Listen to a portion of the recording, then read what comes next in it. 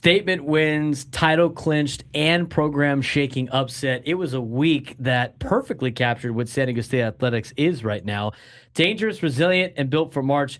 Start with the men's team. Now, from first place tie to now a second place battle for the Aztecs men's basketball team, they delivered one of their most complete performances of the year in an 89-72 statement win over Utah State, where they shot 55% for the field. They scored 42 bench points. They controlled the glass. They forced turnovers.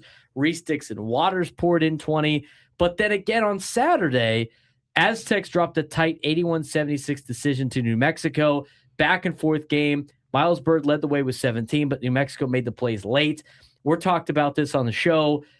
They did get hosed at the end of that game, but they put themselves in the situation at this point where every game matters, and putting the game in the ref's hands also is something that it's something that they didn't need to have happen.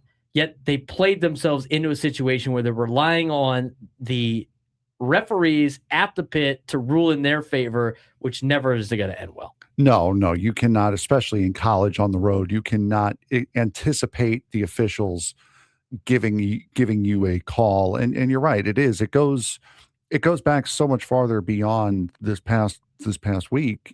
The loss to Utah State when the game was close, they ended up running away in Utah while we were out at FanFest. The game before that, or game or two before that, the loss to Grand Canyon, the close loss to Grand Canyon. Of course, you go back to the non-conference games, the awful loss against Troy at the beginning of the season. It's just a continuation of the disappointing, underachieving year that has been for this San Diego State Aztecs basketball team. They have shown that they can dominate, yet they have also shown that they can be vulnerable late. I mean, and in March, execution, the final 6 minutes is everything. We talk about this, and we're going to talk about this on our college sports update, the bubble update that we have leading into the NCAA tournament. We have conference championship games coming up this week, conference championship tournaments, if you will. They already start this week. They start as early, I think, as today. I think the Horizon League starts today, where automatic bids are going to start flying off the board.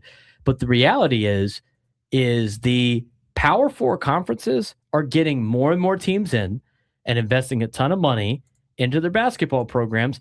And a lot of these schools are not really, they don't have the resume to make it in, but they have the nod because they're a Power Four school. Like, I look at a school like Auburn, who's lost 7 out of their last 8 games, who has looked absolutely awful in SEC play, who's one game above 500 and 6-10 in conference play. They're a spot above San Diego State right now. I mean, that's everything you need to know about where everything lies in terms of selection committee.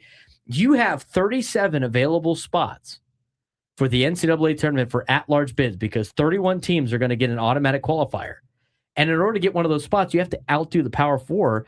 And right now, the Power Four has 34 of those 37 spots, according to a lot of bracketologists, what is very alarming for schools like San Diego State. Yeah, exactly. You need to be able to give yourself as much opportunity as you possibly can in order to get into these tournaments, especially when you're talking about, the human element coming into it as far as who's getting in and who's getting out.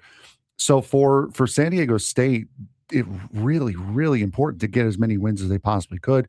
Unfortunately, it's going to fall now. They got 2 left here against Boise State and against UNLV. So you still have a couple of chances to at least somewhat impress, because right now they're being shown as one of the first 4 out. At the very least, they get to increase their chance in the Mountain West tournament by trying to get a better seed. Yes, in the tournament, trying to get that bye in the first 4 teams, trying to be in a really good spot bracket wise. In terms of women's basketball, same thing as for the women's. They won the Mountain West Conference Championship outright in the regular season, but they're also in a one bid league. So they're going to have to win the tournament if they want to make the NCAA tournament. They're obviously the favorite, but they had a gritty 66-64 comeback win at Boise State last week. They were down 11 and scored just 21 points in the first half. Then flipped the switch in the second half. They're now 24-4. They're 18-1 in conference. Program record 17 conference wins. Team that has toughness, a team that defends, a team that adjusts. And unlike the men's team, they've been finishing a lot of these games. Yeah, absolutely. Currently sitting at 24-4, 18-1 in the conference. Program record in conference wins. So the women's team have gotten the job done, and you would expect them to do the same thing when it comes to the Mountain West tournament. Now, as for softball and baseball, the spring sports, as we're kind of running down the winter sports aspect of this. In baseball, what a victory for San Diego State against UCLA. It's a Tuesday night. Tuesday nights are crazy in college baseball, but the Aztecs went to Jackie Robinson Stadium and beat the number one team in the country in the UCLA Bruins, who just dominated a tournament over the weekend and beat Mississippi State on Sunday. I mean, UCLA looks like a favorite to win the College World Series. Not only just make the College World Series, they're a favorite to win the College World Series. And the Aztecs, after having a tough loss on Sunday against USD, they bounce back and have a big win against UCLA on Tuesday, and then they dominate Washington over the weekend. Yeah, I believe it took 2 out of 3 against Washington, if I remember correctly. But yeah, the big win against UCLA set up that week, and then you get a 17 hit explosion in game 1, a 3-2 pitchers duel in game 2, and then a loss yesterday. But a solid week of baseball for San Diego State for sure. Yeah, and the pitching staff has struck out 10 plus batters in 8 of 10 games this year, which is real. And the power's been good. I mean, the power's been traveling to other locations. Washington's not a good baseball team. I mean, they only had one win going into this weekend. They lost to Seattle University on last Tuesday, who's not a good, who had, it was their first win of the year. So that's all you need to know about where Washington is at, but beating UCLA is huge. As for softball's been really good for the Aztecs in the past. Right now, they've been a little bit up and down, but they got some real power in the lineup. They hit 3 straight home runs in the first inning against USD. That hasn't happened in a decade. Jasmine Williams homered 3 straight days. First Aztec to do that since 2022. They've shown that they can score in bunches, including a 10-2 run rule over Kansas City, but they've also taken some tough losses. I mean, they lost to number 24 Washington. Offense is there. Consistency is the next step for the softball team. Yeah, and they've looked very, very good here recently. So loss to number 24 Washington really wouldn't put too much into that, but still just need to find that consistency, which again, as we said last week, has been the biggest problem for San Diego State athletics. Yeah, right now the women's basketball team looks the most complete out of all 4 teams that are playing as of right now. They defend, they adjust, they win ugly, they win on the road, they finish games. The men have a higher ceiling. They have had the higher ceiling, but they haven't been able to finish.